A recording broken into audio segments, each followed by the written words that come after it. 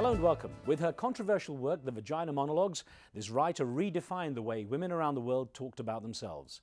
Her movement soon escalated into a global campaign to fight violence against women. This week on 101, meet author and activist Eve Ensler.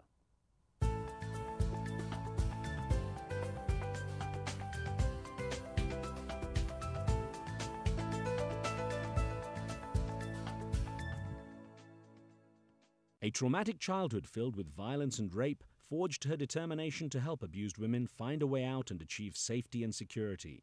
Eve Ensler describes herself as a consequence of violence, managing to overcome her personal demons, including alcoholism and drug addiction, to become a no-nonsense activist working with tireless determination.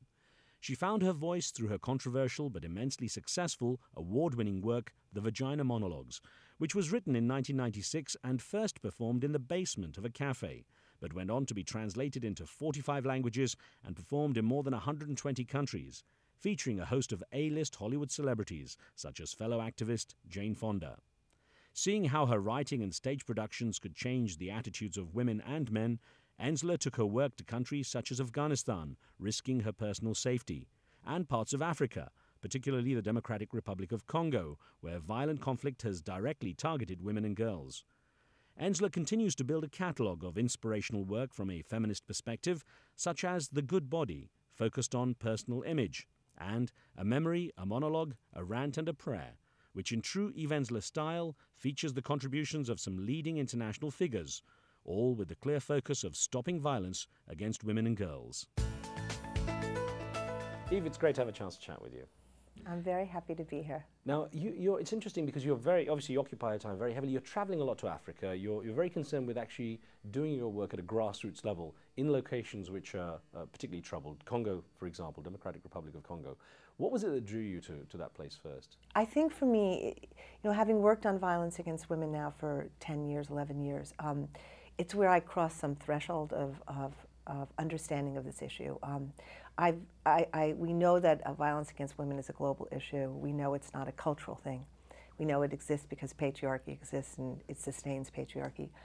But I have to say the kind of atrocities that are going on to women's bodies, the economic war that's being fought on literally the genitals of women in the Congo is so mind-shattering that we just simply had to stop and say we have to focus on this.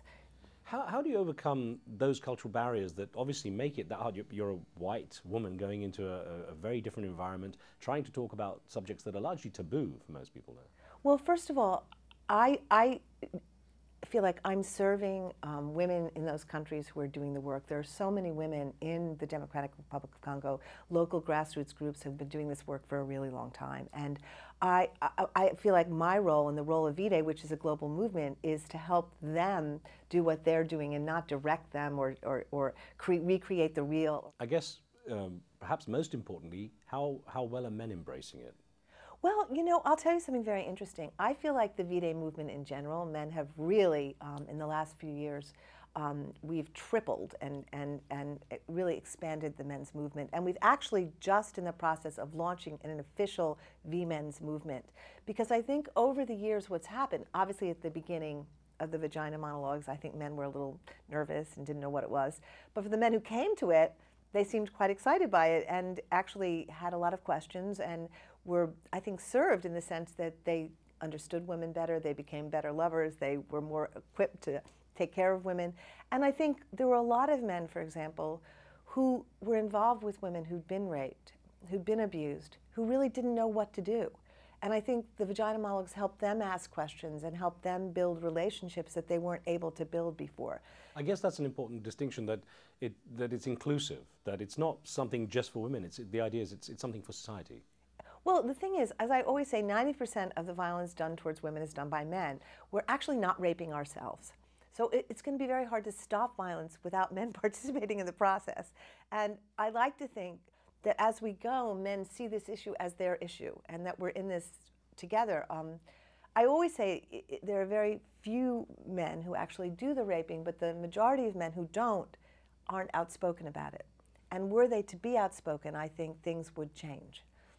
I guess it's important to realize where your passion for this kind of activism comes from. It's from your own very difficult and quite brutal childhood, Well, I mean, at one point, what are your earliest memories of that?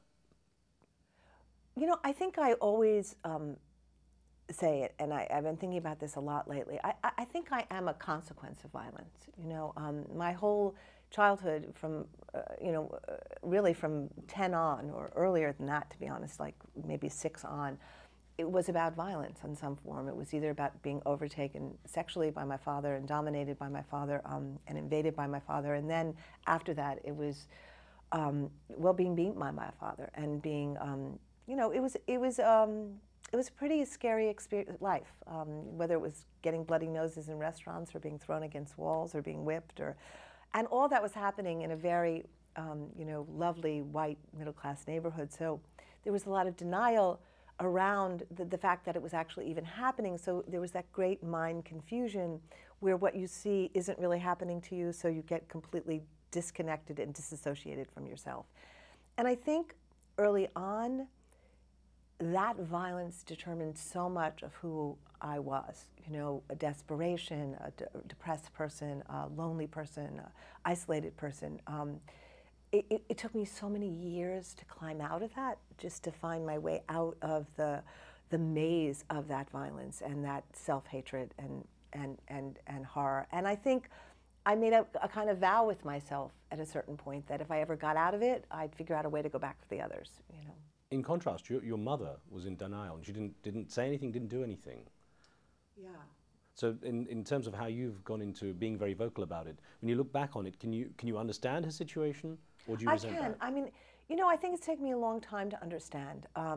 And I think I have much more compassion for my mother now. I think, you know, when you see women who, my mother was not a person who grew up wealthy, she grew up with not a lot.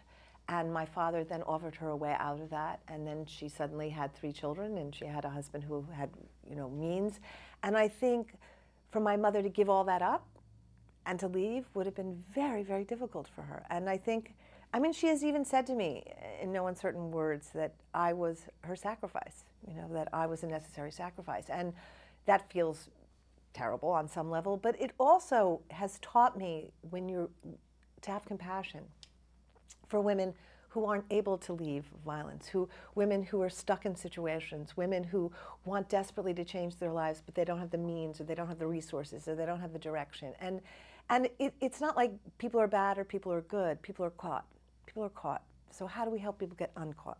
I mean, I think her also coming to understand me now and really be with this movement and be proud of what I'm doing and stand up and has really helped to heal a lot of that. How was that early childhood and the abuse you went through? How did it affect your relationship with your siblings and their sort of parallel experience? I don't really talk about my siblings because I feel like they have a right to their privacy. So it's. I was thinking more of your relationship with them, how it changed. You know.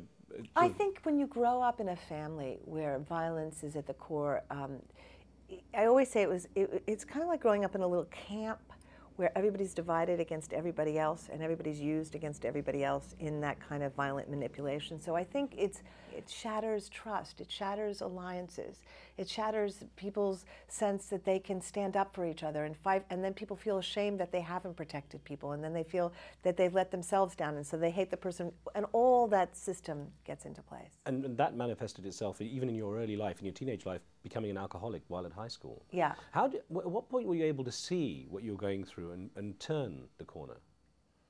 Well, I think I turned to drugs and alcohol early on because I just wanted to anesthetize the pains, and I didn't know how to live with so much pain. You know, I didn't know, I just had so much self-hatred and so much sorrow that I was overcome with all the time. And I think when I got to be, you know, it was early that I started, and I think in my 20s, I was in really bad shape, to be honest.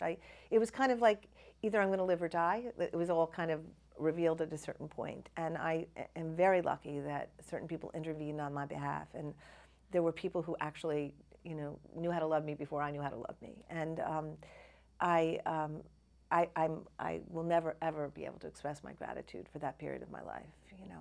Is it over? Now that you're able to look at it, analyze it, and really deal with it as an adult, is it over? Violence is never over. Violence is never over. I feel I have a glorious life. I can love. I feel like I live the life that I dream of. I think the way I would describe it is that people who have been violated, and we don't have floors. We don't have cement floors. We have bamboo shoots. I think for other people, when it rains and you have a cement floor, it's rain. For those of us who have bamboo shoots, when it rains, the floor sometimes disappears. And a lot of my life has been about constructing a floor. And sometimes it holds for months, and sometimes it doesn't. And I think part of the work is how to let yourself know that, okay, this is what, it's like, it's your handicap, it's what you live with. But it doesn't mean you can't have a full, fabulous, productive life. I think why I feel so strongly about ending violence against women is that I don't know that men understand what rape actually does. I don't think they understand that it's biological warfare. It enters your system, your psychological system, your being, your heart, your soul. It takes your life to recover from it, your life.